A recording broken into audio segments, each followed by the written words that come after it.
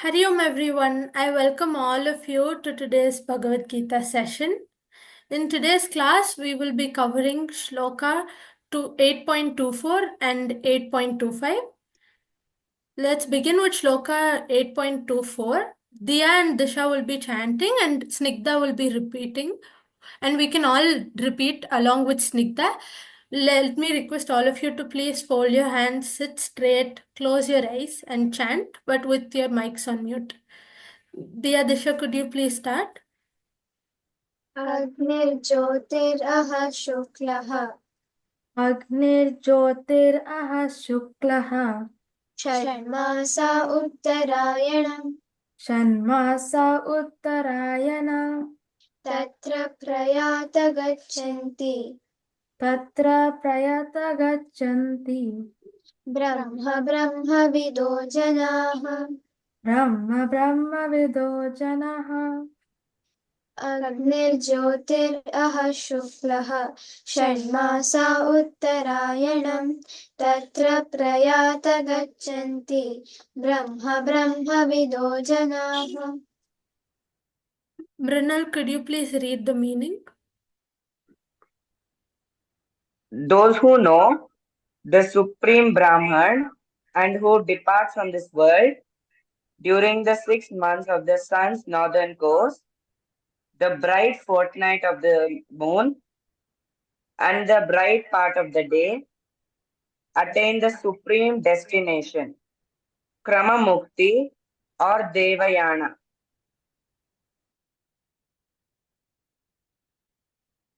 Once again, let us chant. Diya Disha will be chanting first and Kripalini will be repeating.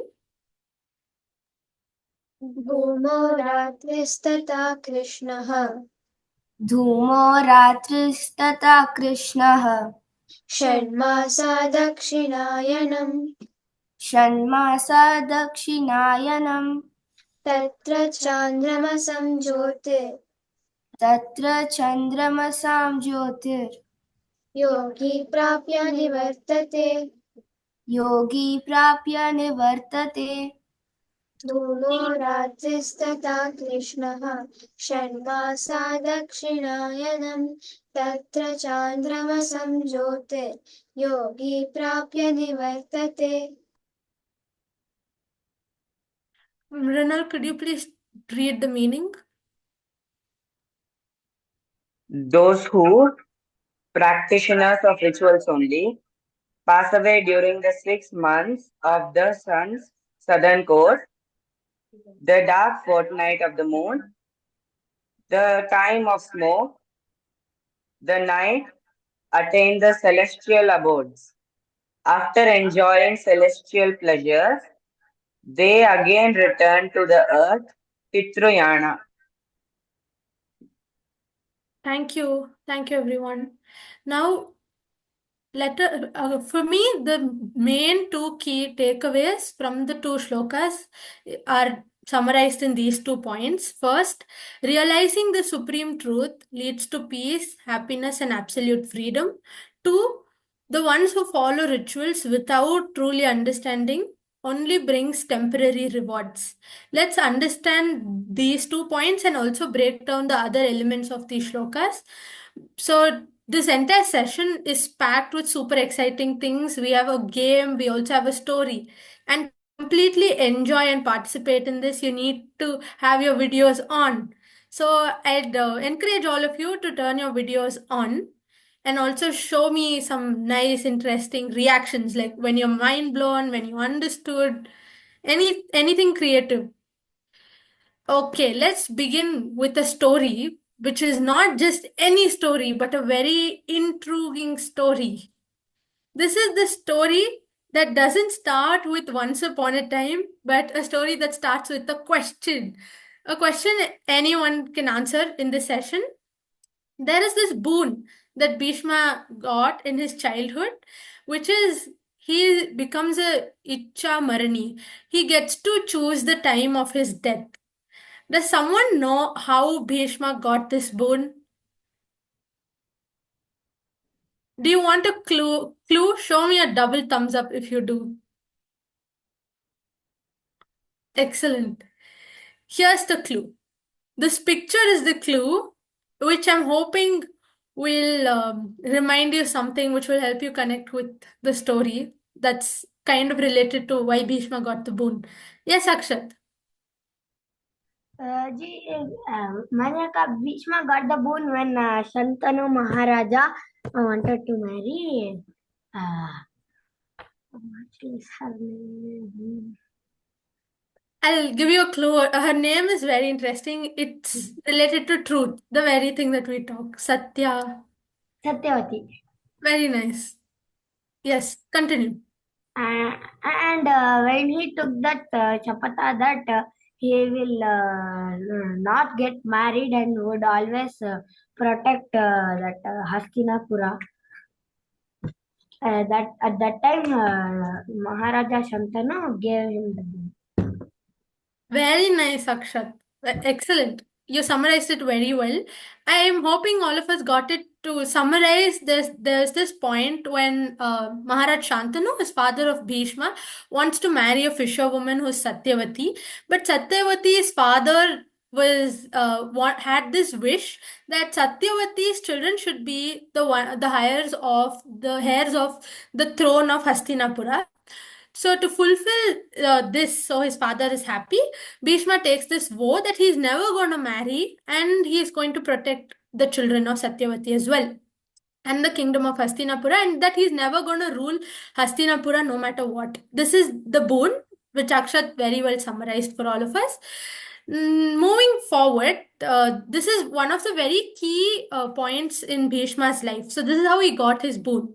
So let's see how this in turn led to his how this in turn in a lot of sense gives us a very powerful message that we will understand. But now let us move ahead in time. Now this is Bhishma's childhood where he got this vow. Now let's move ahead in time quickly and go to the point where there's this Mahabharat war, and Bhishma is the warrior on the Kaurava side who is unbeatable, undefeatable, the most immortal one because he gets to choose his time of death. So all the Pandavas are just they think that it's almost impossible to get Bhishma to defeat Bhishma because he's our Pitamaha. He's so strong, powerful. We learned so many things from him. So he's super strong and we can't do anything. That's when Krishna gives them an idea, which is Bhishma also took an oath. He took a vow, which is that he's never going to fight against a woman. He's never going to attack a woman. So the Pandavas have this friend on their team who's Shikhandi. So Shikhandi was born a woman, but she transforms into a man. So because she's naturally a woman, the Pandavas, the Arjuna particularly, has Shikhandi placed in front of him, uses Shikhandi as a shield, stands behind Shikhandi, and he starts shooting arrows towards Bhishma. Now, because Shikhandi is standing in between Arjuna and Bhishma, Bhishma can't shoot arrows towards Arjuna because Shikhandi is in between. So Bhishma gets his bow down and he just stands still, and Arjuna starts shooting many arrows. It's almost like arrows are raining on Bhishma. And now his entire body is covered with arrows, and that is when Bhishma falls down to the ground, and that's how they defeat Bhishma.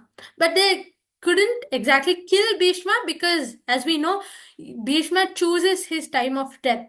The interesting thing here is, I want you to think about it. For someone who is in such pain, who has arrows pierced through his body in multiple areas, who is bleeding profusely, who is undergoing so much pain, and there's no cure for it, there's no way he can recover completely from it.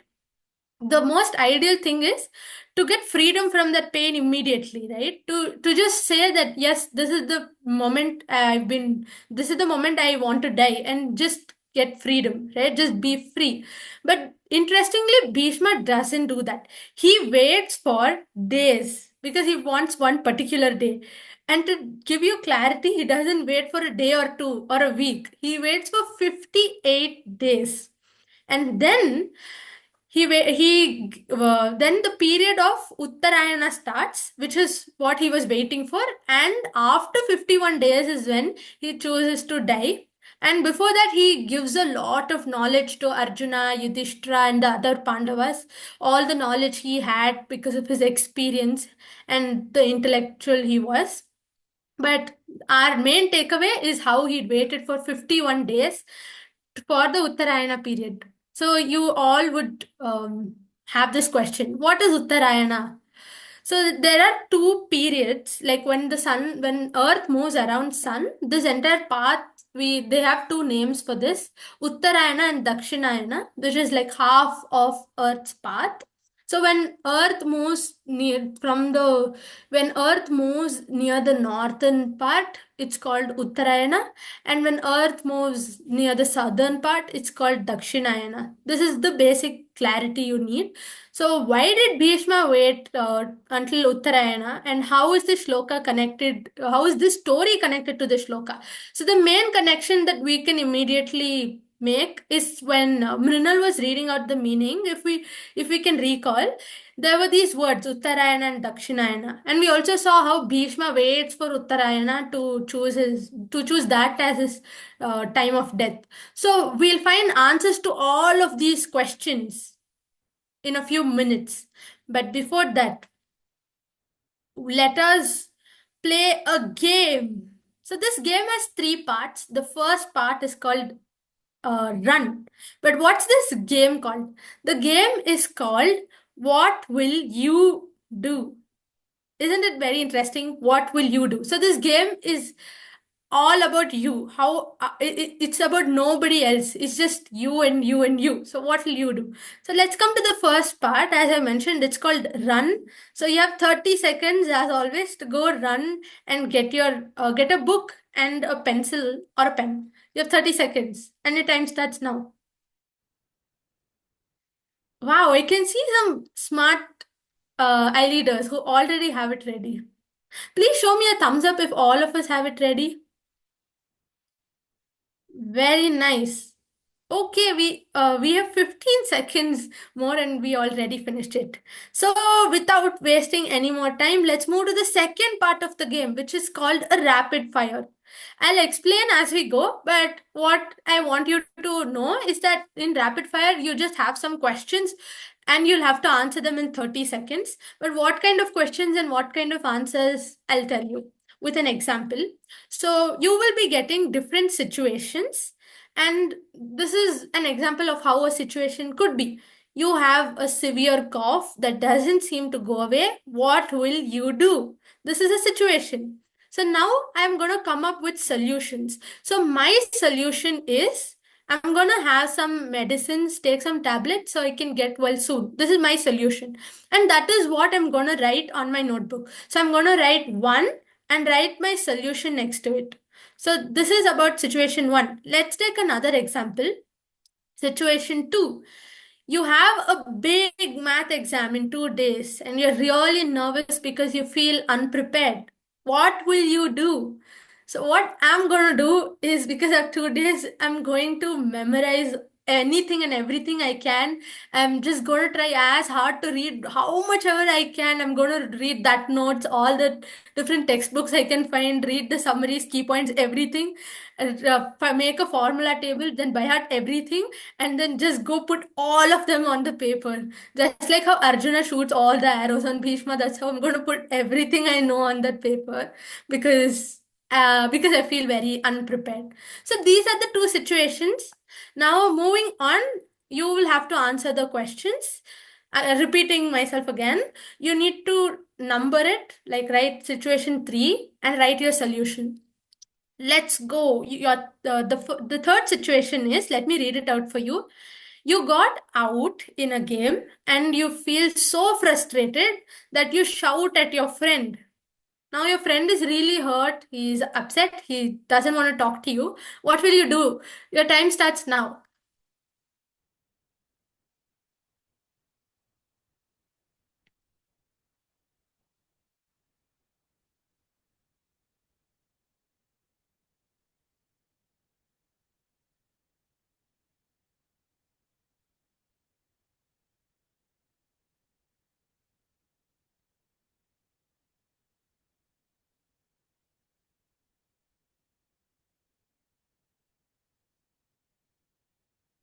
Okay, time's up. Let's move. Okay, let's just listen to one of your answers. What's your solution? Raise your hand. Yes, Nigda.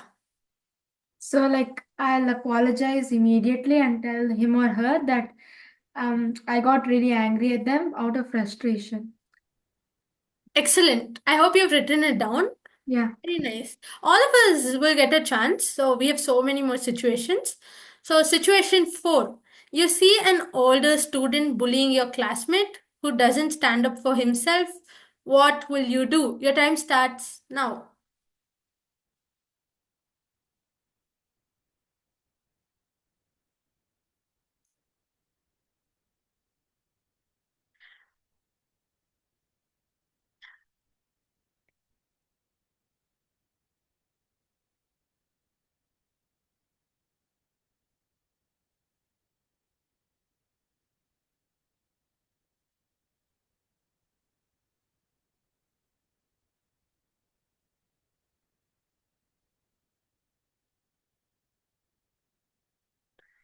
Okay, time's up. I'm sure you all will, but just to remind you, so just in case you have a doubt or you have trouble understanding any question, please raise your hand and we'll help you.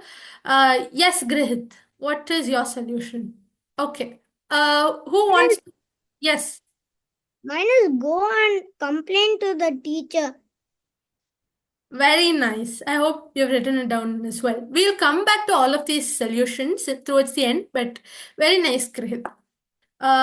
Here's the next situation. You notice your friend cheating during a test, but no one else sees it. What will you do? Your time starts now.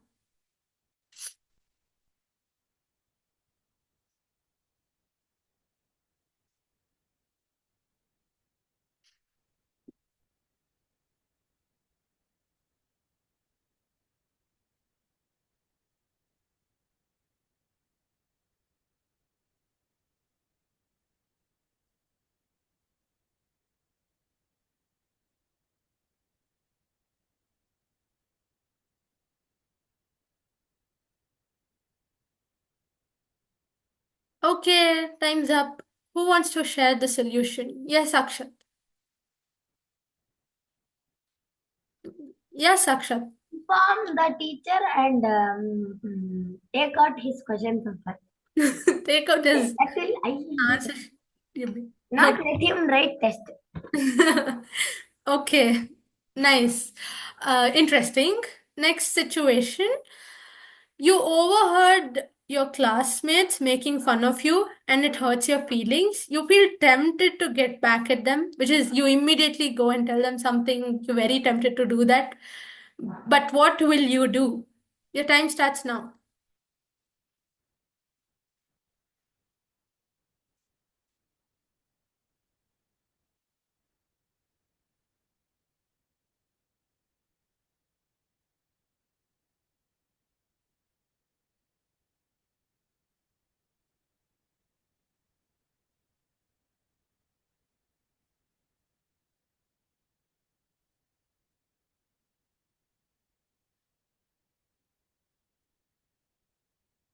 Okay, time's up. Who wants to share your solution?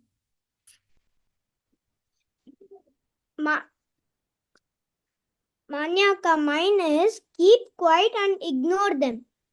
Oh, very nice. Very nice. Okay. So Rohan, why don't you give your solution for the next one? Okay. This is the last situation. You made a big mistake during a school competition and your team is disappointed. You feel embarrassed and guilty. What will you do? Your time starts now.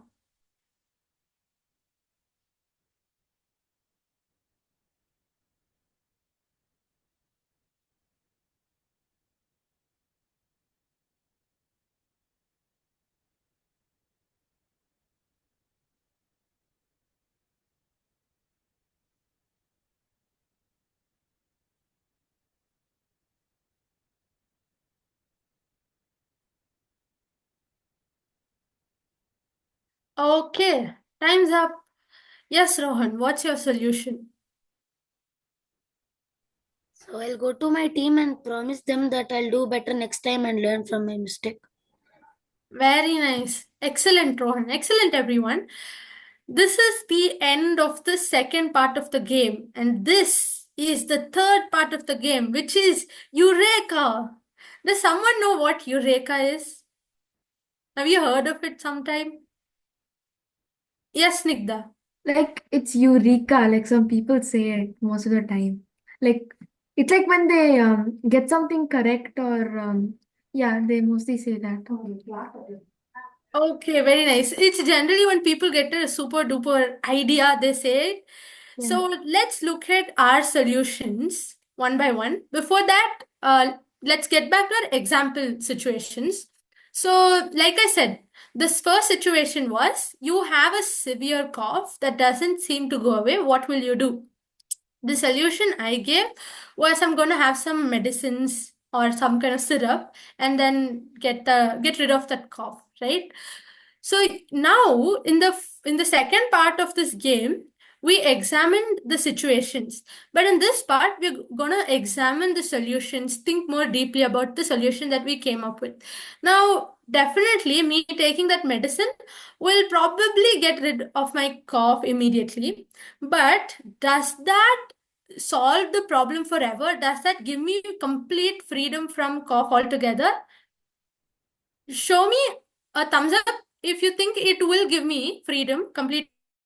Show me a thumbs down if you think this is not the best idea because it doesn't give me complete freedom. Okay, I see a lot of thumbs down. So what these kind of solutions that we are going to name these kind of solutions are brief escapes. This gives us a very temporary escape. You just escape out of the situation. You may get rid of your cough, but that doesn't guarantee that you're not going to get a cough ever again. It's just a temporary escape. You just run, but the problem is going to run behind you. So what are the other kind of solutions that we can probably come up with? So something like a healthy lifestyle. So having more fruits, vegetables, exercising. You look at the root cause of these problems. So if you think that's got to do something with my own immunity or then I have fruits, I become a healthy person. But if I think of my cough being a result of pollution, then maybe start planting trees, switch to eco solutions. So in that way, you look at the root cause and then you punch the root cause with your super duper ideas and solutions. So what are these solutions called? These solutions are something that gives you absolute freedom. So there are some brief escape solutions and there are some absolute freedom solutions. Let's look at the second solution for an example and better clarity. So the situation was you have a big math exam in 2 days and you're really nervous because you feel unprepared. What will you do? So the solution I gave was to just mug everything that I can, just do how much ever I can and somehow finish the exam. So now this is a brief escape solution. So how do I convert that or get a different idea, something that punches the very root? The absolute freedom solution could be, okay, to first of all understand why am I feeling so nervous? Why do I feel unprepared about math? So there can be two reasons that I can think of right now. First reason could be I just didn't study math at all. I wasn't focusing in class and all of these reasons. I didn't practice enough. So how am I going to solve it? Or how am I going to find a solution? So as soon as this exam gets over, I'm going to start from day one, listen, pay more attention in the class, ask doubts to the teacher, solve more problems, practice papers, do everything I can, finish my homework, and be very nice and just ace math, right? But what about the second reason which I could come up with is I'm really scared of math. Here again, what you can do is if you're just scared about math just for no reason, though you practice and everything, but you still are really scared, the different things you can do. You can go ask your teacher, you can talk to your parents, you can ask your friend who's good at math perhaps and try to understand why he really enjoys math and even question why do I even have to study math? then you get a reason. Now, if that reason is strong enough, then you will be able to do it. So if you think, why do I have to study math? Because let's say I'm really good at swimming or football, and I'm just going to be a footballer or a swimmer. I don't need math. So when you think about it, then there are so many different reasons that you'll get. One is you need math every day, some of the concepts, and math also helps you improve some of your thinking skills. You better analyze and you have logical thinking or something. Or you also need math, which gives you good grades, which helps you if you in your future. There can be different reasons. So you think of the reason and then come up with solutions. But the main idea is to tackle it from the root. You look at why is this problem even there, and then you find solution. So that's an absolute freedom solution. So what we are going to do now is we are going to revisit all the situations.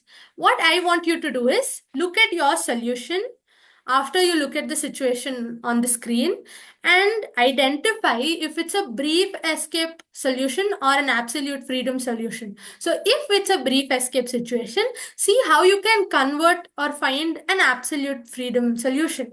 And then you can share it with me. But let's say you already have the absolute freedom solution, then you try to improvise it more. So let's move to solution 3. You get a few seconds. Just examine if your solution is is it an escape solution or a freedom solution.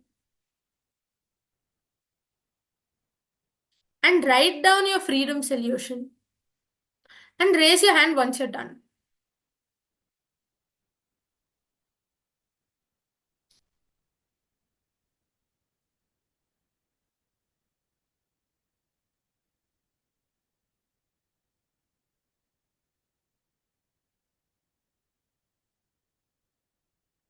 Yes, Snigdha.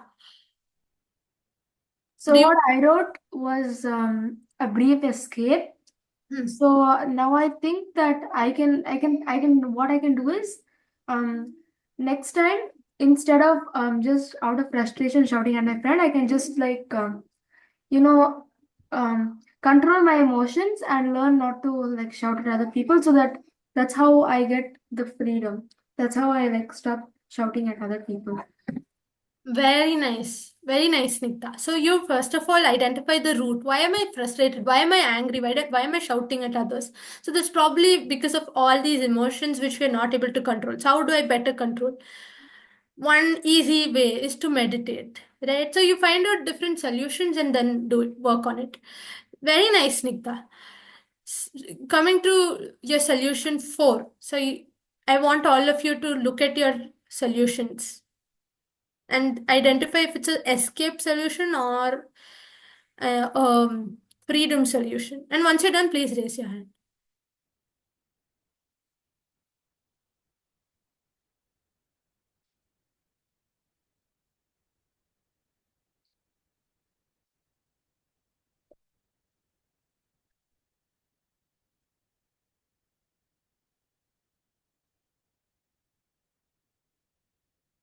Okay, does someone want to share the solution?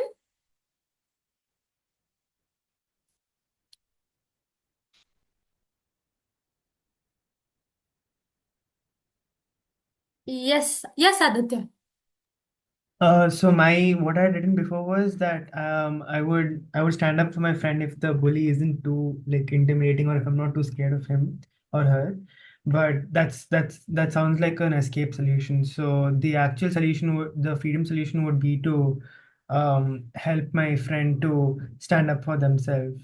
That way, I won't have to be there every time they get bullied, maybe. Very nice. Thank you so much, Aditya. That's a wonderful example of a freedom solution. Now let's come to solution 5. Look at your solution number 5 and identify what kind of solution it is. Yes, Akshat. Have already prepared this one. It was to make a teacher tell the teacher to make up a leader or a person who sees that nobody is cheating if they are cheating, they should inform the teacher. They should give that responsibility to the teacher. I can inform that thing. So is that your freedom solution? Yeah, then nobody would copy. Nobody would copy. Okay, so think about it this way. So you bring all of these revolutionary ideas in your school, okay? And then you have all these leaders in class, teachers who are just looking at all the students in the exam hall and nobody is able to copy. But what about your friend? Let's say he moves to another school next year and then he starts copying again. Do you think that's a complete freedom solution? No? No? Maybe What do you think, Akshat? then the freedom solution might be that tell him to study well. Or make him study well by bribing or telling something. Very nice start, but bribing will again not work. So, but I really liked your idea of talking to your friend, right? Because he's your friend. So you have to show him the mirror and you will have to talk to him. So you can ask him, why are you cheating? So he may give you different reasons. Oh, I can't understand the subject. Then if that's the reason, maybe you help him understand the subject better. You teach him or you try to guide him. Like, what's the best way? Maybe you should go talk to the teacher. So you guide him that way. So if there's some other problem he is giving you, then again find out the root cause and then try to address that. Very nice, Akshat. That's the right thing you should do. You should talk to your friend and ask him why he's doing that and then help him out. That's the freedom solution. A second But step. again, in the second scenario, what if he moves to another school? What will he do? So you already spoke to him. So this time he got that feeling. So he knows. So because Akshat is such a wonderful friend and Akshat explained to him, you tell him that copying is not the right thing. Why? Why is copying not a right thing? Because it doesn't help you. Why do we have exams in the first place? So you understand out of all the concepts that are taught, what do you understand and what do you need more practice in, or what do you need to improve on? So you identify that in the exam, and then after the exam you improve on those concepts. So that's why we have an exam. So if you copy in an exam, then that defeats the whole purpose of having an exam in the first place. So when you explain this to him, that why you shouldn't copy, and when you don't copy and when you study it's good for you, then he's sure to understand. Now even if he goes to another school, he will have this understanding that you gave him. And so this is a freedom solution. Do you agree, Akshar? Yeah. Okay. Here's our sixth solution. You overheard classmates making fun of you. It hurts your feelings. What will you do? Raise your hand if you want to share your freedom solution.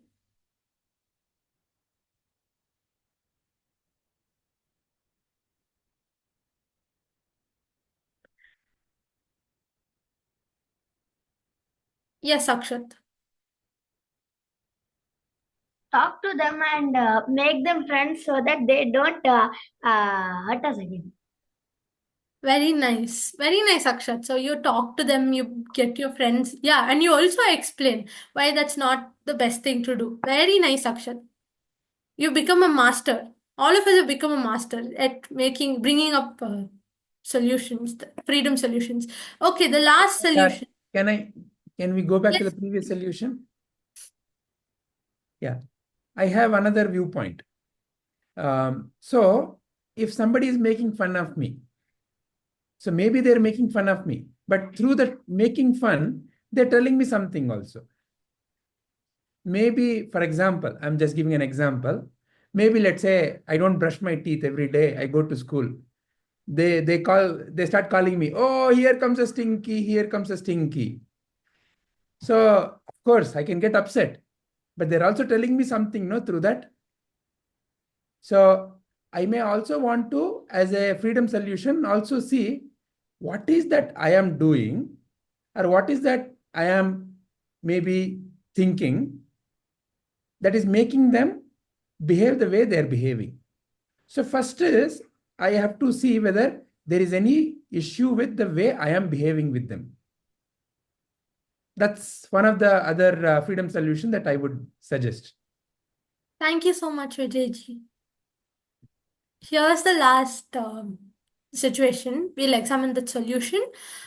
You made a big mistake during a competition and your team is really disappointed. You too feel guilty, and what are you going to do? So once you're done with your solution, please raise your hand.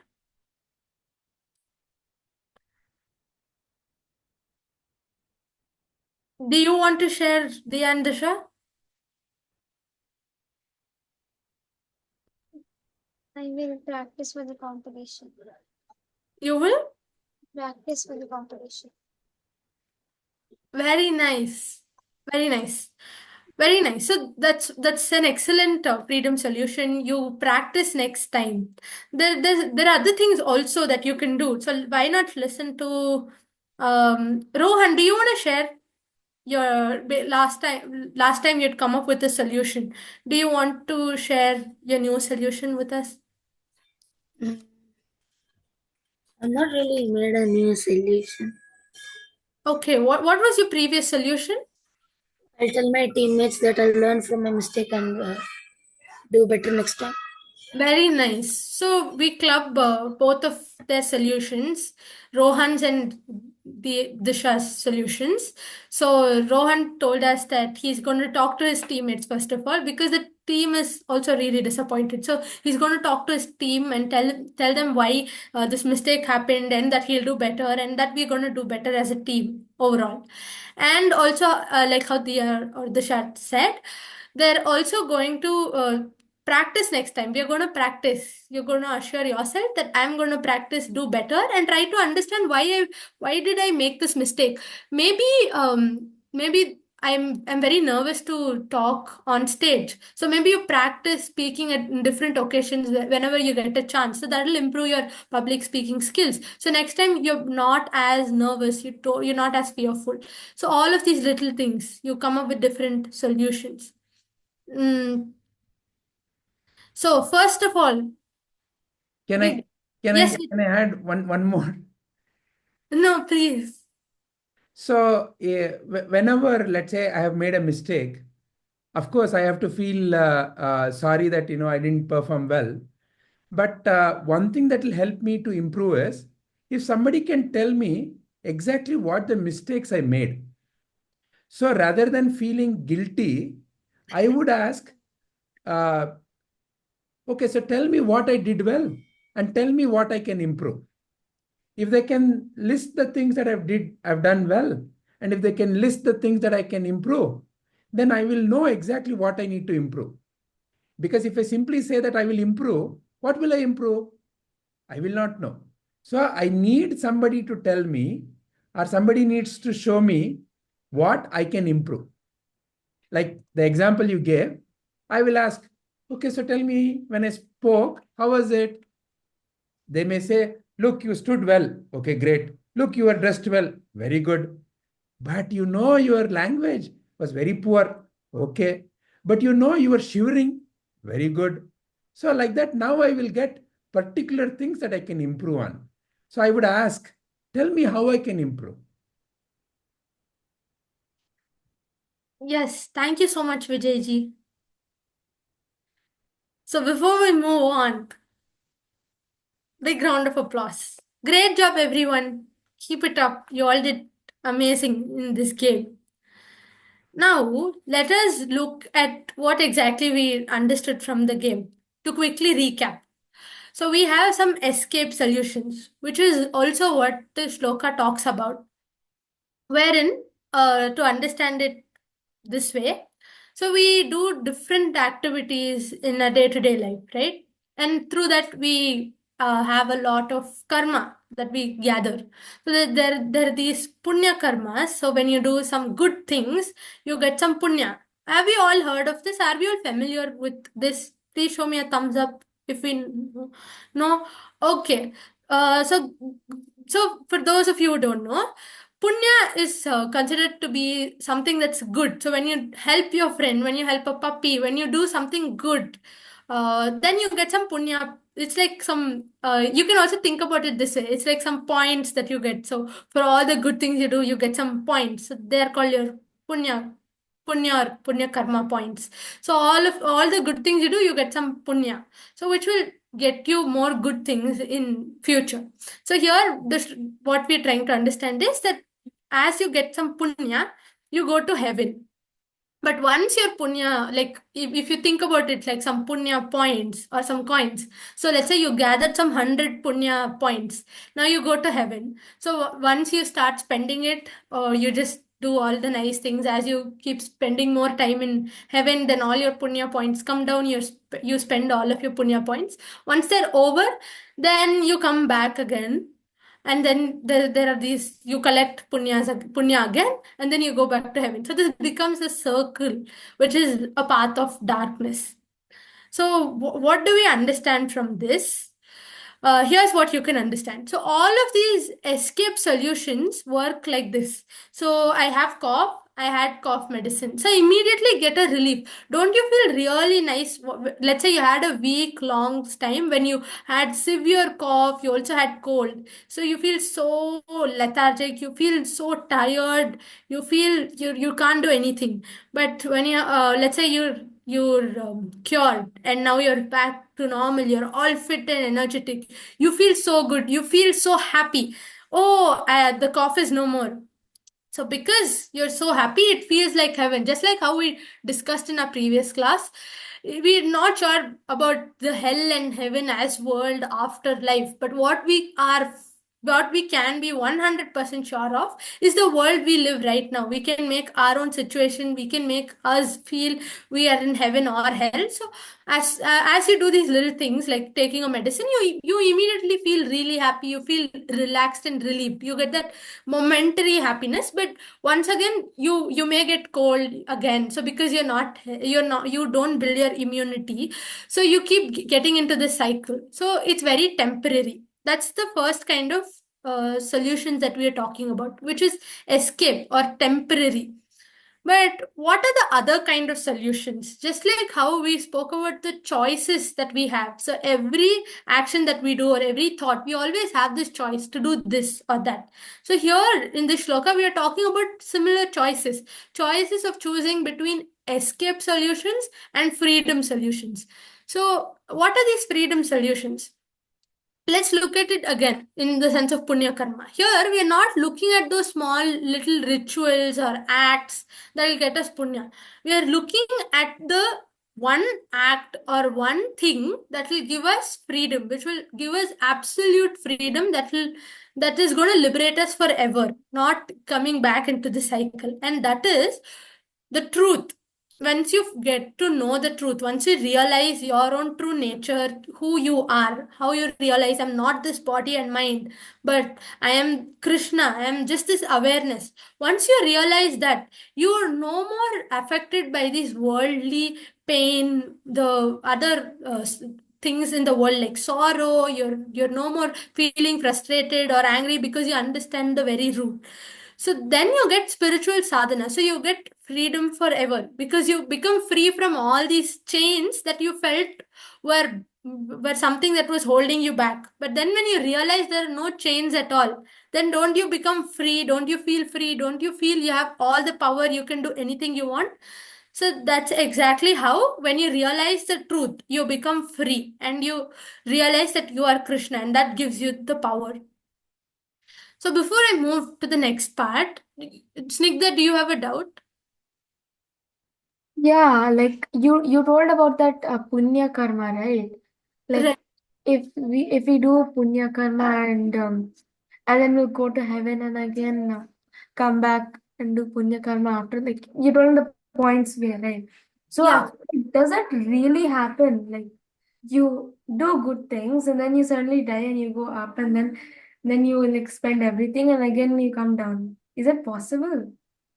So this is really interesting because we're not sure we don't know exactly if that's how it's going to happen. So we have like an account where everything is noted down. So helping a puppy gives you 100 points. We're not sure if that's how it's calculated or that's how it's done.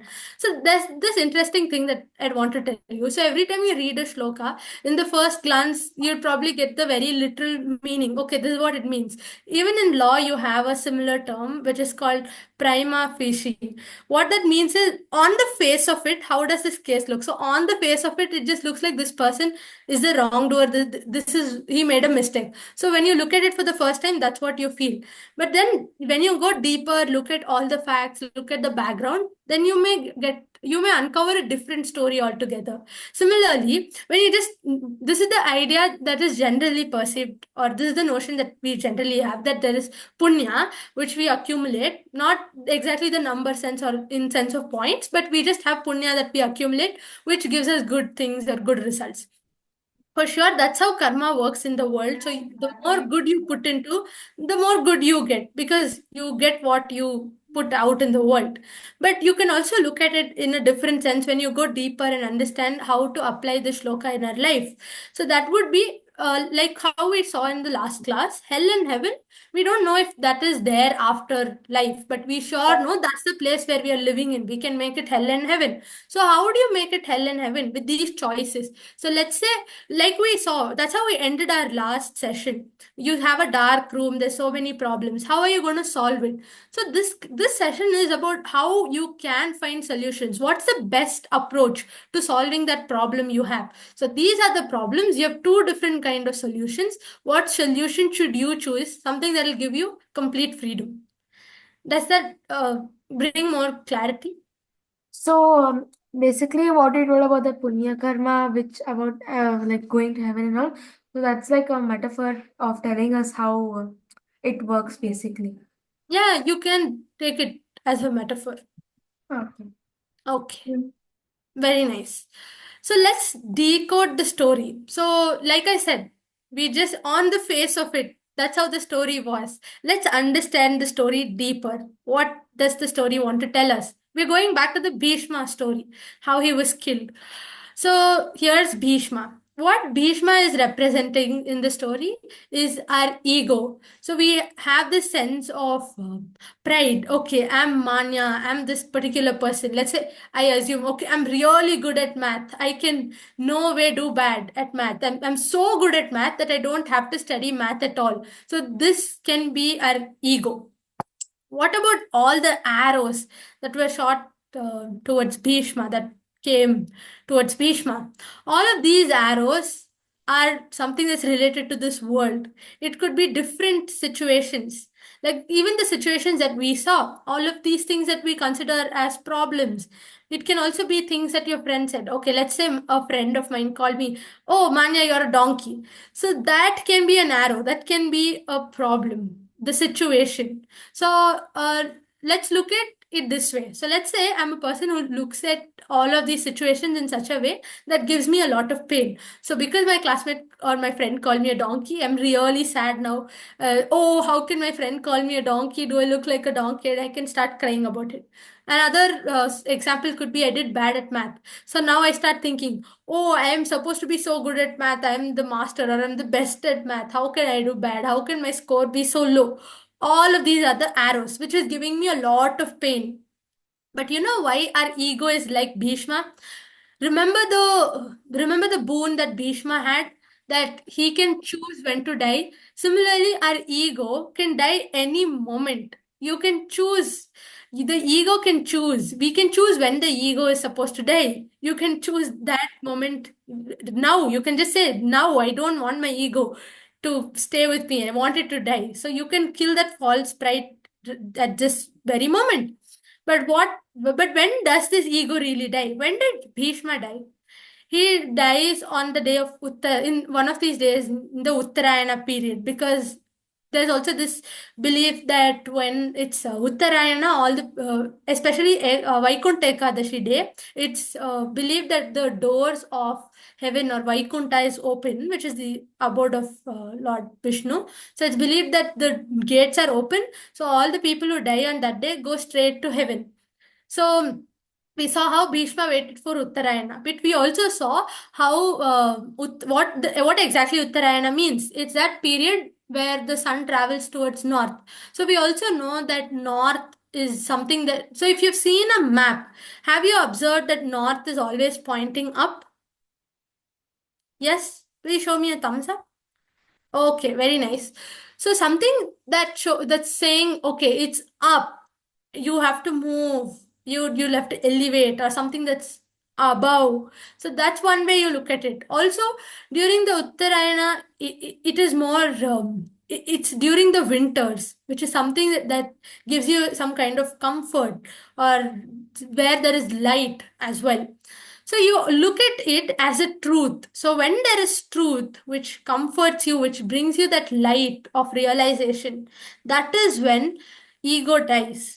So the only way you get freedom from the pain that you have because of all these arrows that have pierced within, like that's pierced in you, the only way you can get absolute freedom is when you get the realization, when there is truth. You realize that there is no ego, the ego dies, and that's how you get freedom. So there's so many arrows that's pierced in you, and you know you're in a lot of pain and suffering. And how do you get free? You kill this ego, which dies only when there is truth. I'm mind blown about all the secrets that are hidden inside this story. Tell me if you are. Okay, so with that we come towards the end of the session, wherein we understood how you, like in the previous session, we saw that there are problems, so you identify them. So how do we go forward from here? So you identify solutions, and the best solutions are the ones that give you complete or absolute freedom. So before I move on to listen to all of your understanding, does someone have a doubt or a question to ask? Snigdha, do you have a question? Yeah. Yes. So you told that there's like this day where like if you die, you'll immediately go to like Vaikuntha, like heaven and all that. So even if you do like bad things and all that, so even if you die on that day, will you still go to heaven even if you do bad things? I don't think so. I feel, again, if you look at the shloka, on the face of it, that's how you would read it, or that's how the person would think. Okay, so I can do all the bad things I want, but the only thing that I'll have to make sure is to die on that particular day. But it's not true. You look at it deeper, it's more of a symbol. Vijayji, do you want to add? Yeah, so Snigdha, you may recall that at the beginning of the 8th chapter, there was a shloka where we narrated a story.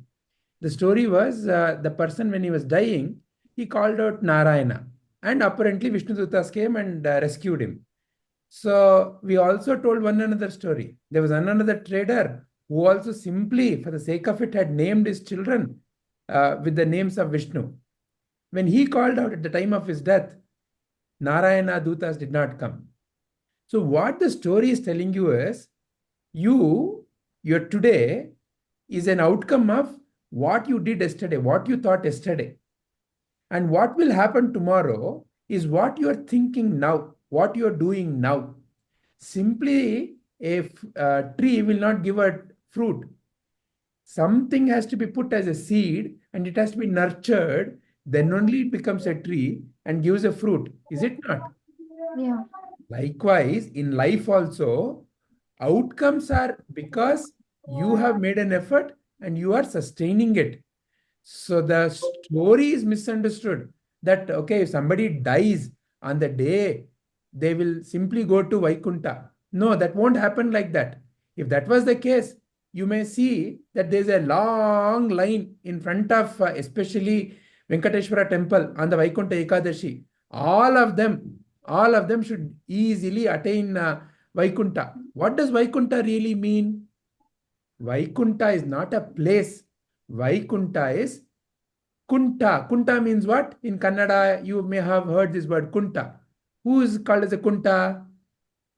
I've heard of this word, but not sure of the meaning. Kunta. So someone who cannot walk properly because they have a leg impairment, right? It's called a Kunta. So some kind of disability is called Kunta. Okay. Now Vaikunta means no disability. which essentially means that you do not feel any kind of insufficiency. You feel complete. That is truly Vaikuntha. So how can somebody reach such a place?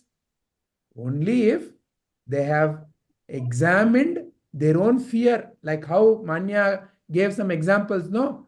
In that one of the example, if let's say I'm feeling afraid, simply by running away from that fear, will I find Vaikuntha? No. To examine what is the source of my fear. Once when I address the root of the problem, then from the fear, a kunta called fear, I have found freedom. So I've reached a place called Vaikuntha from my fear. Right? Like that, in life also, Vaikuntha is freedom that I find within myself. From the bondage or from the limitations that my own thoughts have created. I'm not good enough. I'm insufficient. Oh, they are better. I could have been that way. Oh, I should have done that. All these insufficiencies that I feel are my own kunta feeling. And when I find freedom, how do I find freedom? By looking at what Manya taught us today as the freedom solution. So when I find freedom solution, then I have found Vaikuntha. Does that clarify? Yes, Chief. All right. Does Akshat also have a question? Yes, Ji. Yeah, go ahead, ask. Ji, that from Bhishma's story, we don't get that if we do good karma also, we should die only in that uttara-ayanam period. Not sure if your question is understood. Manya, you want to? Yes, Akshat, could you please repeat the question? My question was that from Bhishma's story, if you do good karma also, while dying, is there any compulsory that you have to die only in uttara-ayanam? No, just like, so basically what we did in this slide was to take different characters or the main elements of the story and try to understand what that was indicating to. So it's not mentioned in the story that Bhishma is our ego. So that's just how I interpreted that story. So similarly, here we're interpreting or trying to understand what Uttarayana could mean. So Uttarayana could mean something that is light, that comforts you, something that is representing truth, and that's what we've drawn analysis or kind of done an analogy. That's how we did it. Does that bring any clarity? Okay. Okay, let me just summarize it quickly. So in that story, we have Bhishma, who has this great power, his real superpower, where he can choose his time of death, right? But he doesn't choose his time of death. Even though he can choose the time of death right now and get freedom from all the pain that he is suffering due to all of these arrows, he still waits. His ego doesn't die, or Bhishma doesn't die. He only dies when the period of Uttarayana starts. So we are drawing this analogy where we are trying to say that Bhishma represents ego, which is us. The ego can die any moment. We can choose. So the moment we choose that, okay, I understand the truth, or here's the realization. Whenever I realize it, the ego can die. But though it's possible every moment, the ego is still alive. And when does that happen? When there is truth. Only when there is truth, and only when one realizes the truth, does the ego die. Does that explain So better? in the story, Bhishma in a way represents our ignorance that, oh, only when I die on a particular day, I will reach Vaikuntha. That's what Snigdha also asked. It is not so. So I keep on doing wrong things. Imagine I keep on eating chocolate and I expect that I don't get toothache. Or I keep on watching television and in the exam I expect to pass with 100 marks. Or I keep on scolding my friends and I expect that, they are very good with me. Will that ever happen?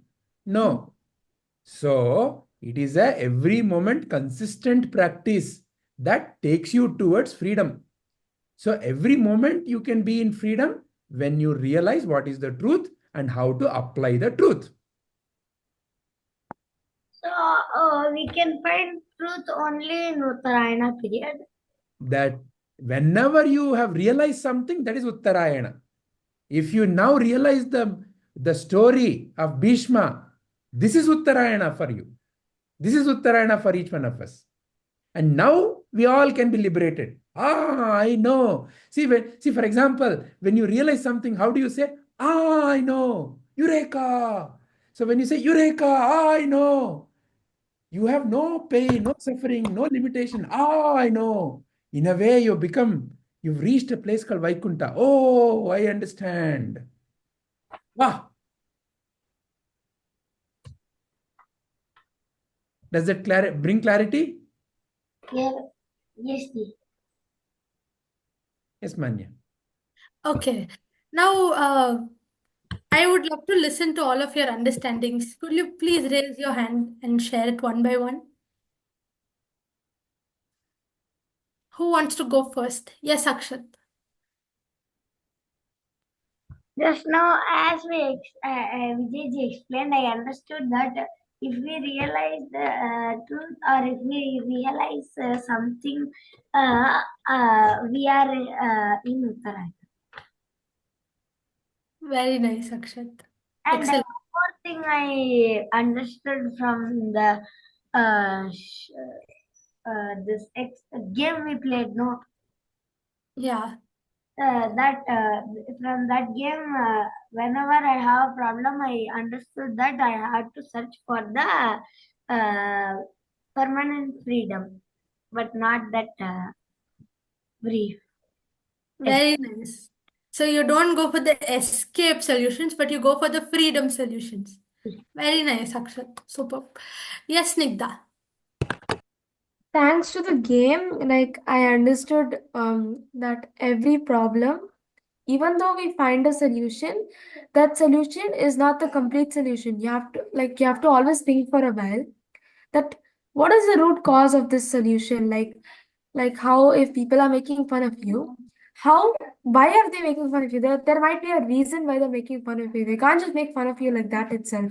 So maybe you have done something wrong or you are following something which is not good.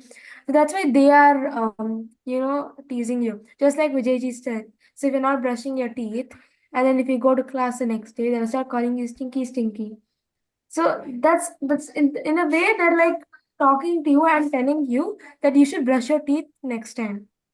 So it's like basically whenever someone is teasing you, you should always take it in a way where they're actually telling you that you shouldn't do this and like you should improve it more. So that's what I understood, that in every problem we should not only like we should not escape the situation, like just run away from the situation, but we should use a freedom solution which is going to keep us from the solution forever, like keep us from the problem forever. So like how you made us do in the game, it helped us to like think a lot of what to do, and also taught me like how should I solve problems more like properly and easier. So that's what I understood. Very nice, Snigdha. Excellent. Yes, Grihit. So I understood if you always copy others exam, like they write something like a sentence they might would have gave like a question and answer, and then if you copy them, and then they might write wrong, and then you might copy the same thing, and then you will get less marks in exam. Right.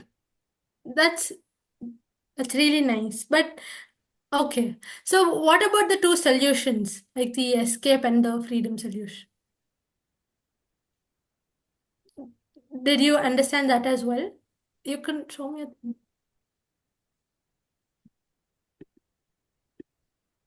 Okay, very nice, Grihit. Who wants to share their understanding next? Rohan, do you want to? Yes, Aditya. Yeah, I was about to raise it. Okay. Yes, Aditya, you can go first. So yeah, like everyone said, even I understood like from through the activity that like every solution has every problem has essentially two things you can do. Something that you can do that gets you out of that situation instantly and you can escape it for now, also known as also what you call as the escape solution. But a problem also has what you call as the freedom solution. So what really helps us, we have to think about, does the escape solution help us in the long term, or does the freedom solution help us in the long term? So what we're looking is not for instant gratification. It's actually what we need is like something that helps us over a longer time. So something that's not impermanent, something that lets us sustain. So that's what I understood through the activities and through the shloka. You're right. Thank you so much, Aditya. That was really nice. Next, Rohan, do you want to share now? Yeah. I understood that whenever you face a problem, you need to think of a solution in which how you can get rid of the problem forever. Not like just escaping from the problem temporarily. Very nice. Excellent, Rohan. Sai Kiran, do you want to share your understanding? I understood that whenever our classmates are in trouble, or whenever they are in trouble and whenever they are in trouble, we have to help them and say that please don't do this. And whenever they are they are cheating or doing some bad things, we have to say this is bad things and you shouldn't do like this. Very Understood. nice, Sai Kiran. So when you know something and when you think that's something that's really nice and something all of us should know, then you should definitely share it. If you think someone's confused or in a dilemma, just like how Krishna guided Arjuna. So every time you have this situation, it's an opportunity for you to be Krishna, and you can go guide them and tell them, this is what I think. What do you feel? What is correct? Let's do it together, maybe. Very nice, Sai Kiran. Uh, Diya and Disha, do you want to share something? Yeah. Yes, please go ahead.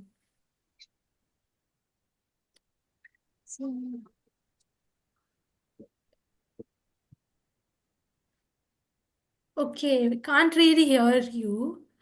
Meanwhile, Kripalini, do you want to share your understanding? No.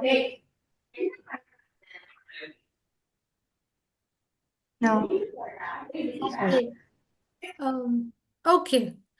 Great. With that, let us chant the mantra before we end this session.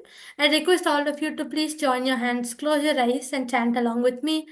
Hare Krishna, Hare Krishna, Krishna Krishna, Hare Hare, Hare Rama, Hare Rama, Rama Rama, Hare Hare.